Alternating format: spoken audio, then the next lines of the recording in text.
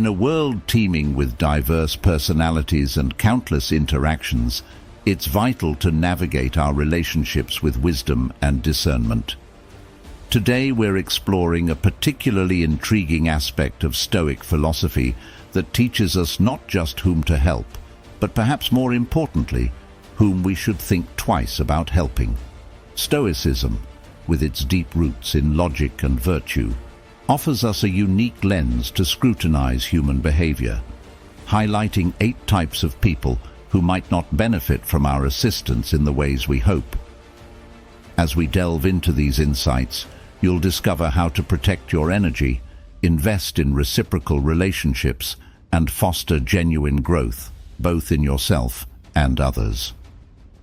Join me in uncovering these Stoic teachings that challenge us to choose wisely who deserves our time and energy, ensuring our efforts are as effective as they are well-intentioned. If you appreciate the insights we're diving into today, a simple free favor I'll ask from you is to hit that subscribe button. And make sure you don't skip any part of the video, especially because the last group we discuss is the most crucial one. You definitely don't want to miss it. Let's go. Number 1. The ingrates. We've all encountered someone who, regardless of the amount of effort and care we put into helping them, seems perpetually dissatisfied. It's akin to filling a colander with water and watching it all leak out, leaving nothing behind. In such interactions, it often feels like our kindness evaporates before it can even be acknowledged. In Stoic philosophy, there's a valuable lesson about focusing on internal rather than external validation. Stoicism encourages us to perform acts of kindness because they are aligned with our values and virtues, not because we expect to be showered with gratitude or recognition in return. Marcus Aurelius wrote extensively about performing right actions for their own sake and not for the applause that might come afterward. This mindset helps us remain centered and true to our moral compass, regardless of the response, or lack thereof, that we might encounter. However, Stoicism also teaches the importance of protecting our mental energy. It's essential to recognize when our continuous efforts are met with consistent ingratitude, as this can lead to emotional exhaustion and cynicism. While we should not base our actions solely on the outcomes or reactions they provoke, we must also guard against becoming depleted by those who take without giving back in any form. This isn't about cutting people off at the first sign of ingratitude, but about observing patterns and recognizing when a relationship is disproportionately draining. When dealing with ingrates, it's important to apply another Stoic principle, the dichotomy of control. This principle teaches us to differentiate between what we can control, our actions and intentions, and what we cannot, others' reactions and feelings. By focusing on our sphere of control, we can continue to act according to our values without becoming overly invested in or disheartened by the reactions of others. As we interact with those who might never seem satisfied, let's remember to maintain our commitment to our virtues, recognize the limits of our influence on others' feelings, and safeguard our inner tranquility by not allowing the lack of gratitude to diminish our drive to do good. This balance allows us to remain generous and empathetic without draining the very qualities that motivate our benevolence. Number 2. The lazy. You've undoubtedly come across this type before. Individuals who seem to have an allergy to effort and a talent for dodging responsibilities. They're the ones who always find a reason not to engage, not to improve, and not to contribute. In the realm of Stoicism, we place high value on virtues like discipline and diligence. Stoicism isn't just about enduring hardships. It's about seeing the intrinsic value in work and effort. The Stoic philosopher Seneca wrote extensively about the role of hard work in shaping our character and fortifying our souls. According to him, it's not the outcomes of hard work that matter most, but the personal growth and resilience we develop along the way. Through discipline, we refine our character and become better equipped to handle whatever life throws our way. However, when we encounter someone who habitually avoids effort, our instinct might be to help by picking up their slack. While this might seem like a kindness, it's often a disservice. By continually covering for someone's laziness, we're not really helping them at all. Instead, we are enabling a detrimental habit that stunts their personal growth. If we continually shield others from the consequences of their inaction, they never experience the necessary discomfort that can spark personal development. From a Stoic perspective, enabling such behavior contradicts the very essence of personal and ethical development. Stoicism teaches that each individual must face their responsibilities and the natural consequences of their actions. This is how we learn, grow, and achieve genuine progress. Enabling someone's laziness not only hampers their growth, but can also breed resentment and imbalance in relationships. When dealing with the lazy, it's important to practice the Stoic principle of wisdom, knowing when our help is truly beneficial and when it is merely an enablement of poor habits. We should encourage self-reliance and accountability, not because we care less, but because we care correctly. By setting clear expectations and allowing natural consequences to teach where our words cannot, we help others discover the value of effort and the personal satisfaction that comes from overcoming laziness. Number 3. The irresponsible. This group is characterized by a seemingly chronic inability to accept responsibility for their actions and the outcomes they cause. We all know someone like this. They drop the ball, miss deadlines, or create chaos, but somehow it's never their fault. The excuses are endless, and accountability is nowhere to be found. In Stoic philosophy, the concept of personal responsibility is paramount. Stoics believe that while we can't control external events, we can control our responses and actions. Epictetus emphasized that our main task in life is to align our actions with our rational understanding of good and virtue. This alignment requires owning our actions and their impacts, as taking responsibility is foundational to our integrity and character development. However, what happens when we constantly bail out someone who refuses to take responsibility for their actions? When we cover for them, make excuses, or fix their mistakes without holding them accountable, we may believe we're helping. In reality, we might be doing more harm than good. Such actions can prevent them from learning the essential life skills of accountability and self-management. More so, it can breed a dependency that is unhealthy for both parties, creating a dynamic where irresponsibility is tolerated or even enabled. From a Stoic viewpoint, helping someone should not compromise our own principles, including the principle of justice, which in this context refers to giving each their due, including the consequences of their actions. Helping an irresponsible person at the expense of this principle can lead to negative outcomes, reinforcing their behavior and preventing their personal growth. When dealing with the irresponsible, Stoicism teaches us to practice wisdom and justice. Wisdom in recognizing the limits of our help and justice in allowing people to experience the natural consequences of their actions. It's about encouraging others to see the connection between their actions and their outcomes. This doesn't mean we become harsh or uncaring. Rather, we focus on empowering them through guidance, setting clear expectations, and, when necessary, stepping back to let them face the reality of their choices. Dealing with the irresponsible in a Stoic manner involves fostering an environment where accountability is encouraged and valued. It's about helping others to help themselves, building their capacity to take responsibility, and thereby enhancing their ability to contribute positively to their own lives and to society at large. This approach not only helps maintain our integrity, but also contributes to the genuine improvement of those around us. Number 4. The manipulators. These individuals are particularly skilled at bending situations to their advantage, often at the expense of others. You might know someone like this, someone who seems to always have an angle, who uses charm or guile to sway decisions in their favor, leaving a trail of imbalance and sometimes distress in their wake.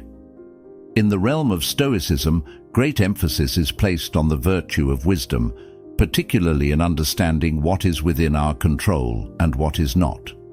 Manipulators thrive on controlling others through emotions, deceit, or psychological games. Stoics like Marcus Aurelius counsel us to maintain a strong mental fortress, guarding our reason and emotions against such external influences. This doesn't mean building walls and shutting people out, but rather developing a keen awareness of our own vulnerabilities and the intentions of others. Stoicism teaches us to be vigilant and discerning. By cultivating a deep sense of self-awareness and understanding our own biases and triggers, we can better shield ourselves from manipulative tactics. This involves practicing mindfulness about our interactions and the nature of the exchanges we have with others. Are we being swayed by charm? Are we being guilted into making decisions?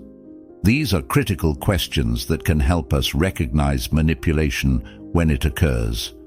Moreover, protecting ourselves from manipulators is not just about personal peace.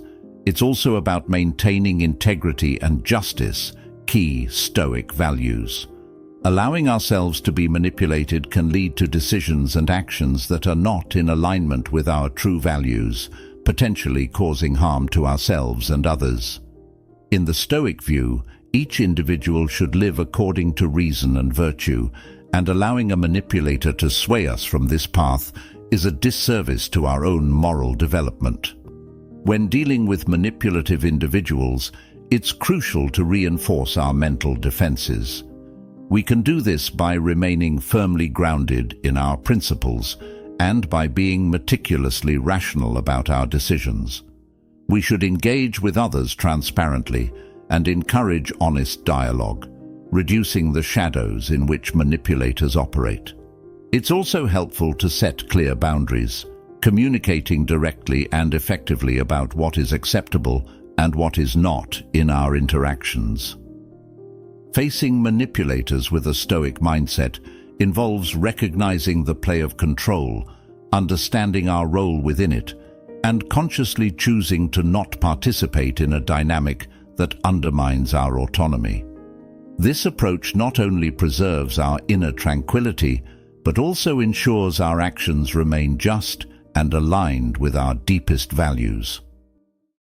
Number 5. The perpetual critics. This group is tough to please. No matter the effort or the outcome, they have a knack for finding flaws and shortcomings. Their criticism rarely comes with encouragement or constructive feedback. Instead, it tends to be relentless and often harsh. You might recognize these people in your life. They're the ones who can dampen the spirits of an entire room with just a few words. Stoicism, however, offers a robust framework for dealing with this type of negativity. It doesn't teach us to passively accept poor treatment or unfair criticism. Rather, it encourages us to engage with such feedback in a constructive and rational manner. The philosophy urges us to distinguish between criticism that is useful and that which is merely destructive. Stoic thinkers like Epictetus taught that it's not events themselves that disturb us, but our interpretation of them. Therefore, when faced with criticism, it's essential to analyze it critically, separating useful insights that can foster growth from negative comments that serve no purpose other than to belittle or undermine. Understanding when criticism shifts from being constructive to destructive is crucial. Constructive criticism, even when it's tough to hear, is aimed at improvement. It's specific, actionable, and delivered with respect. Destructive criticism, on the other hand, is often vague, excessive, and charged with negative emotions. It does not aim to improve but to tear down, impacting not just our work or efforts, but our self-esteem and peace of mind. From a Stoic perspective, maintaining our inner tranquility is key. We must not allow the harsh words of a perpetual critic to penetrate our mental fortress and disturb our state of mind. This involves cultivating a strong sense of self-worth and detachment from external approval. By focusing on our internal values and the integrity of our actions, we can shield ourselves from the negative impacts of such criticism. Moreover, Stoicism teaches us to respond to critics with equanimity rather than defensiveness. This means listening to what is being said without immediately reacting emotionally. If there is truth in the criticism, we take it on board and use it to improve. If the critique is unfounded, we let it pass by without letting it disturb our peace. This Stoic response not only preserves our self-respect, but also often disarms the critic, demonstrating that their words do not have the power they perhaps hoped for. In dealing with the perpetual critics, then, the challenge is not to silence them, that's often out of our control, but to fortify ourselves against the potential harm of their words. By doing so, we maintain our focus on personal growth and continue to live in alignment with our true values, unaffected by the baseless judgments of others. This approach doesn't just protect us, it allows us to thrive amidst adversity, staying true to our course and our principles. Number 6. The narcissists. These individuals are often easy to spot as their world clearly revolves around their own interests. They are the centers of their own universes and tend to make sure everyone knows it. Interactions with narcissists are typically draining. They take a lot of energy and often give nothing substantial in return. This imbalance is not only exhausting, but can also be deeply unsatisfying and emotionally debilitating. In Stoic philosophy, there's a strong emphasis on mutual respect and support within relationships. Stoicism teaches us to foster connections that are based on reciprocity and moral virtue. The famous Stoic philosopher Seneca emphasized that relationships should be a source of strength and mutual growth, not a one-sided affair where one party continually benefits at the expense of the other.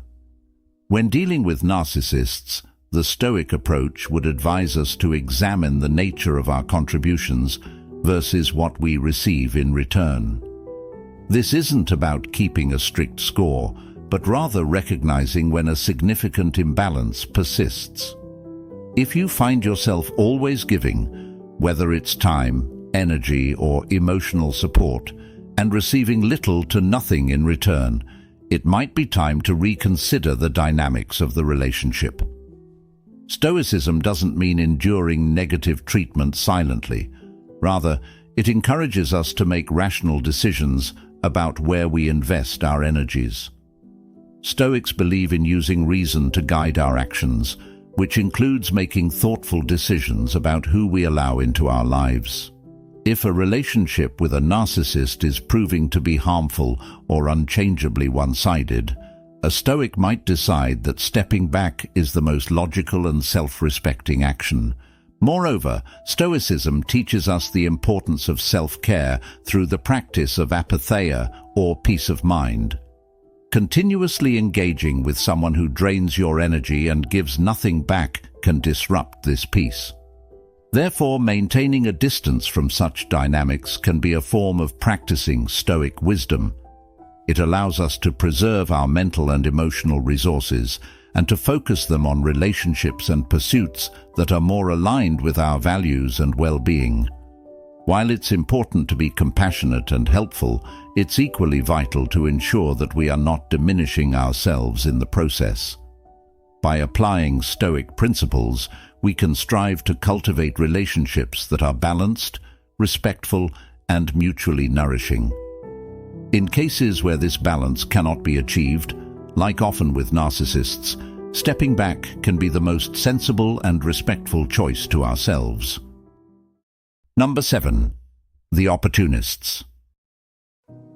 These individuals have a knack for finding angles and advantages in every situation.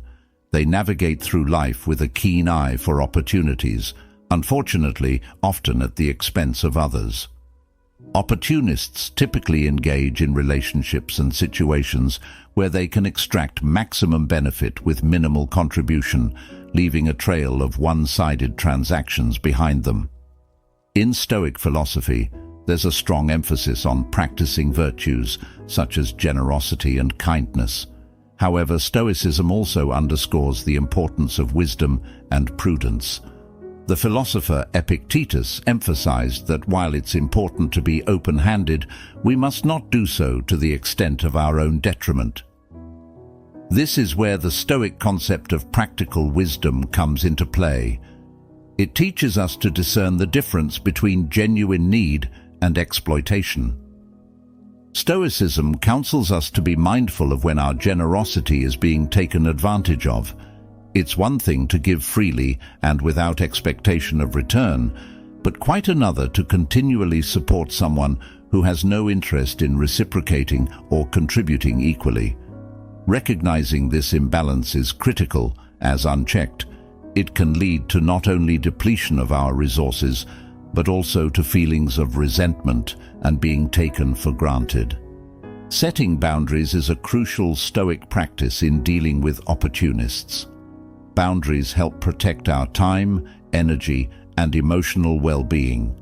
They aren't barriers to keep people out, but rather guidelines that help ensure our relationships are mutually respectful and beneficial. By clearly communicating our limits and expectations, we can better manage how we engage with those who may be inclined to overstep or take undue advantage. Moreover, in Stoic thought, the idea of preferred indifference, things that are nice to have but not essential to our happiness, teaches us to hold loosely to material gains and focus more on our inner virtues. However, this doesn't mean allowing others to exploit those indifferents at will. Instead, we are taught to use them wisely in ways that align with our values and contribute to the common good, not just to the good of those who might wish to use us for their ends. In dealing